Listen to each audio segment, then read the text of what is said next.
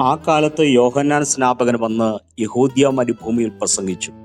സ്വർഗരാജ്യം സമീപിച്ചിരിക്കയാൽ മാനസാന്തരപ്പെടുവിൻ എന്ന് പറഞ്ഞു. മരുഭൂമിയിൽ വിളിച്ചു പറയുന്നവന്റെ വാക്കാവിത്: കർത്താവിന് വഴിയൊരുക്കി, അവന്റെ പാത നിരപ്പാക്കുവിൻ എന്നിങ്ങനെ യെശയ്യാ പ്രവാചകൻ പറഞ്ഞവൻ ഇവൻ തന്നെ. യോഹന്നാന് ഒട്ടകരോമം കൊണ്ടുള്ള ഉടുപ്പും അരയിൽ തോൽവാറും ഉണ്ടായിരുന്നു. അവന്റെ ആഹാരമോ വെട്ടുക്കിളിയും കാട്ടുതേനുമായിരുന്നു. അന്ന് യെരൂശലേമ്യരും യഹൂദ്യ ദേശക്കാരൊക്കെയും യോർദാന്റെ ഇരുകരയുമുള്ള എല്ലാ നാട്ടുകാരും പുറപ്പെട്ട് അവന്റെ അടുക്കൽ ചെന്ന് തങ്ങളുടെ പാപങ്ങൾ ഏറ്റുപറഞ്ഞുകൊണ്ട് യോർദാൻ നദിയിൽ അവനാൽ സ്നാനമേറ്റു.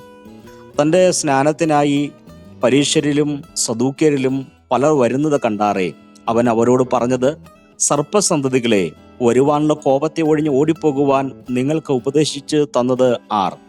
മാനസാന്തരത്തിന് യോഗ്യമായ ഫലം കായ്പിൻ. അബ്രഹാം ഞങ്ങൾക്ക് പിതാവായിട്ടുണ്ട് എന്ന് ഉള്ളം കൊണ്ട് പറയുവാൻ തുനിയരുത്.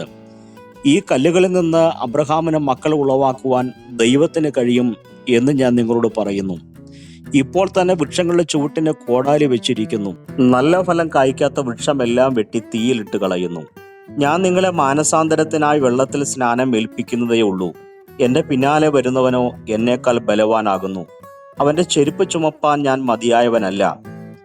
അവൻ നിങ്ങളെ പരിശുദ്ധാത്മാവിലും തീയിലും സ്നാനമേൽപ്പിക്കും. വീശുമുറം അവൻ്റെ കയ്യിലുണ്ട്.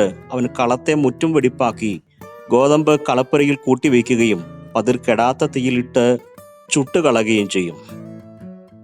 അനന്തരം യേശു യോഹന്നാനാൽ സ്നാനമേൽക്കുവാൻ ഗലീലയിൽ നിന്ന് യോർദാൻ കരെ അവൻ്റെ അടുക്കൽ വന്നു.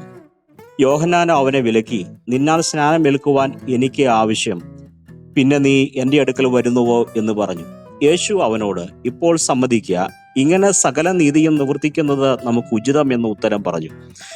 എന്നാറെ അവനെ സമ്മതിച്ചു. യേശു സ്നാനമേറ്റ ഉടനെ വെള്ളത്തിൽ നിന്ന് കയറി. അപ്പോൾ സ്വർഗം തുറന്നു.